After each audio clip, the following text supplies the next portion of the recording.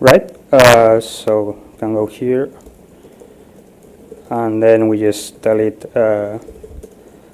to compile using the GTK, the WebKitGTK libraries. So if you do this, oops. Oh, it's hello, sorry.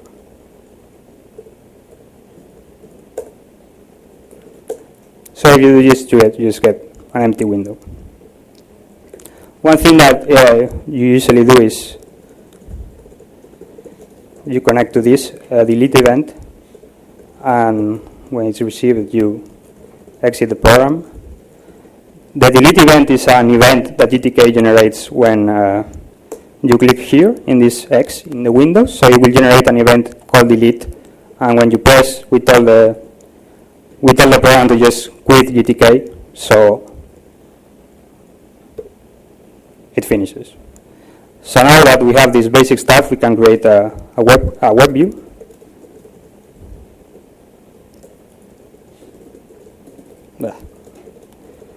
So web view new. We had to add it to the window.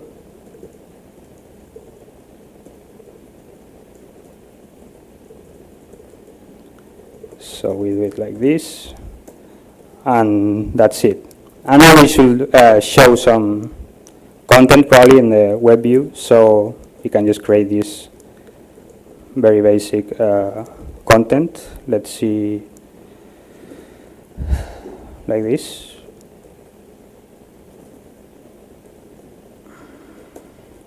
And we just tell the web view to load the content we just defined there.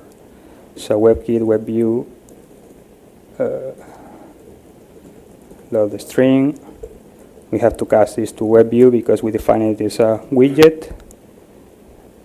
I didn't name it. So content. And then there's some parameters here that we don't care about. So if this compiles, okay, just didn't make any sense. Still nothing because we told it to load some empty content, right? So now I'm going to show you how to use actually the DOM bindings to set some content in this page. So first we can create here an empty paragraph like this. It doesn't have anything. And now we're going to set some content on it. So first, there's a signal that the web view has.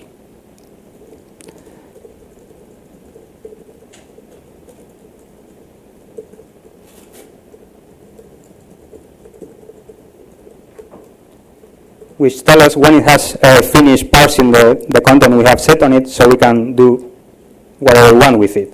So we want to be notified when that happens.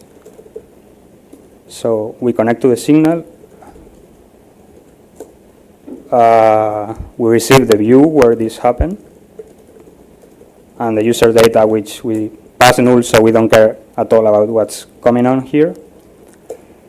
And just to show you that this works, we can say hello here. So now it's telling us it has finished parsing the content. So now we want to set some content on this paragraph that we set. So first we need access to the DOM document, which is a top level object in a DOM structure. And you can access to it from the view. So you do it like this.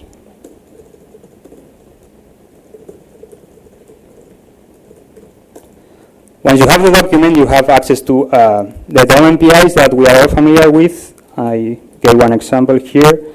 So in document, you can ask for an element by its ID. So we are going to do just the same thing.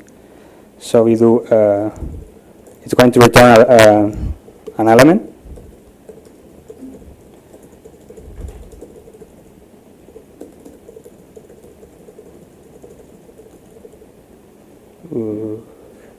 Document, and we set the ID as full. And once we have the element, we want to set some content on it. So we can just do it like this. It's an HTML element because it's a paragraph. So we have to cast it because we define it as a normal element. And we can do this. And this is for the error, but hopefully there's not going to be any error, so we don't need to do anything. Okay, that was... Okay, so we managed to set some content. As you can see, the point of this exercise is that we are using the same DOM APIs that are defined usually for JavaScript programmers that everyone is familiar with, but now we have defined them in a way that's familiar for any GObject programmer. So, you know, you have typical GObjects like the document, the element. You have the same APIs that everyone knows from the DOM. So, you know, it's pretty reasonable, easy for any GObject programmer to use this. Another thing this provides is actually access to all the events that happen in the DOM tree, but they are exposed as normal events.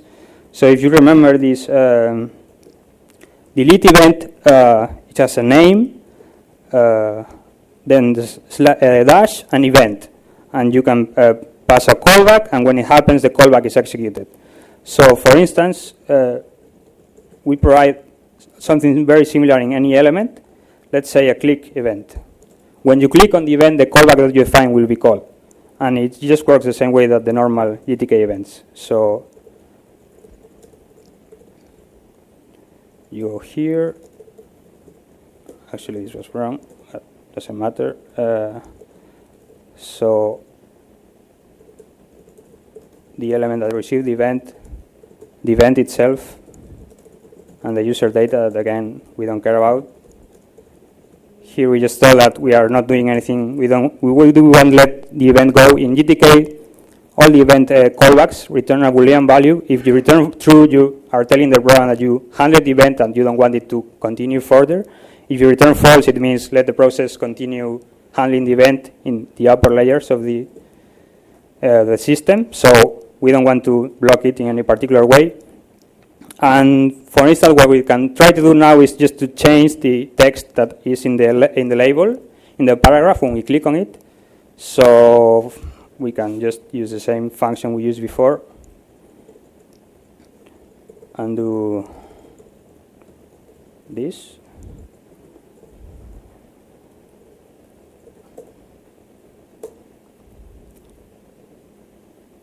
It works. More things that this supports. We can actually, the same thing that I did in my example, we can access the style information of any element and we can modify it. So let's try to do that. This is called WebKit DOM CSS style declaration. The names are a bit like strange in some cases, but that's just because we are taking the names directly from the IDL. So it's the standard names that are defined in the spec.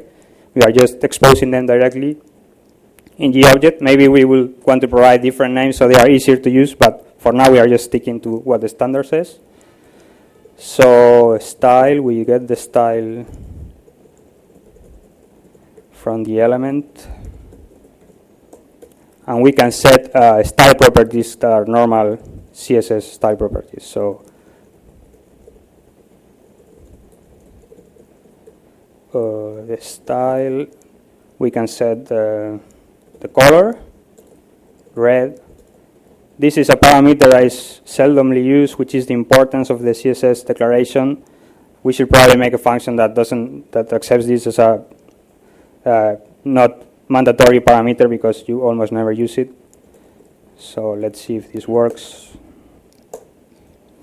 When you click, it changes, and it also changes the color. Thank you. And we can keep using, I mean, you can use any of the CSS things you know from normal web programming. So,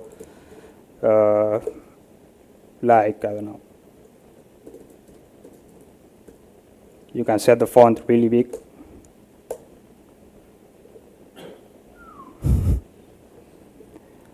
And so, I mean, what time is it? Okay, I think I have time. So this is just one example I did from scratch, so you can, hopefully you saw more or less how you do things, and you see that there's really no difference between the DOM APIs you use and the normal GTK APIs. It just all feels the same. You use the same semantics, the same names, the same stuff. But I actually have a few more complicated examples that I did before the talk. So one, during WADEC, I needed an application that, I don't know if you have seen the movie War Games, but in War Games there's a DEFCON when they are in this military base in the US and there's this fake war going on. They have a DEFCON panel which changes from 5 to 4 to 3 to 2 to 1. And when you reach 1, it's like World War III and the world ends. So I wanted to show something like this as a joke in my talk, but there was no application that did this. So I figured I could write one using just web technologies very quickly using WebKitGTK.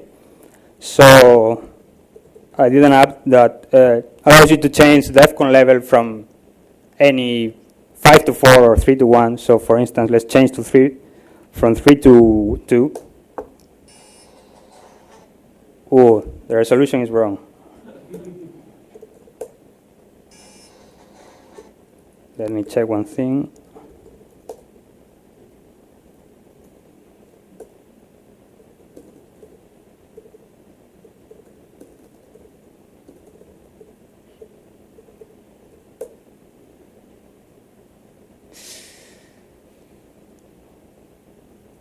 What? Oh, yeah.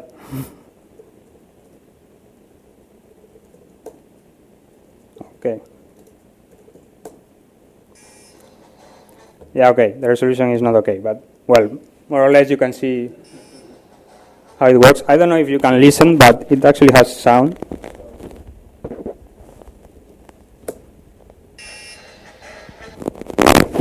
Oops. Okay, so that's pretty much it, but it's actually very similar to the application we were just writing now. Just creates a window, sets it in full screen, creates a view, adds it to the container, loads a file with the data. So this is actually an HTML file I wrote, which is just, you know, a bunch of divs with each one for one number. It has an audio tag, which is what I use to reproduce this sound. So, you know, instead of using some complicated sound library, I just have this tag pointing to some WAV file. And in the program later, I just tell the thing to play. And here's the style information, which is in line, which is, you know, some basic style for the DEFCON squares, one color for each one color when they are inactive, and then just the label is in the top, the DEFCON thing. So that's pretty much it. And the program, it loads the data you pass. It connects the same way to the document load finish. And what it does here is set, first it gets a document, gets the square you pass as the parameter. Like if you pass 5, it does a query with div which has a class 5 using query selector, which is actually something quite new, which is in WebKit and Mozilla. You can do DOM queries using CSS syntax. So in this case, we are just saying, give me the div which has class 5, which is a parameter we pass to the program. It returns it, and it sets it to active. So if you remember, when the program starts, for half a second, it will be active on 5. So it waits half a second, and it increases the DEFCON, which increasing the DEFCON is just getting the div which is active, which we just set to active, which will be the 5 in this case. It sets it to inactive, gets the next one. In case we were in the first one, it actually loops and goes to the first element in the box. So you can actually go from 1 to 5, even if it doesn't make much sense. But, you know, I was trying with 1, it crashed, and I figured, well, I shouldn't allow it to crash. Then it gets the audio tag, which I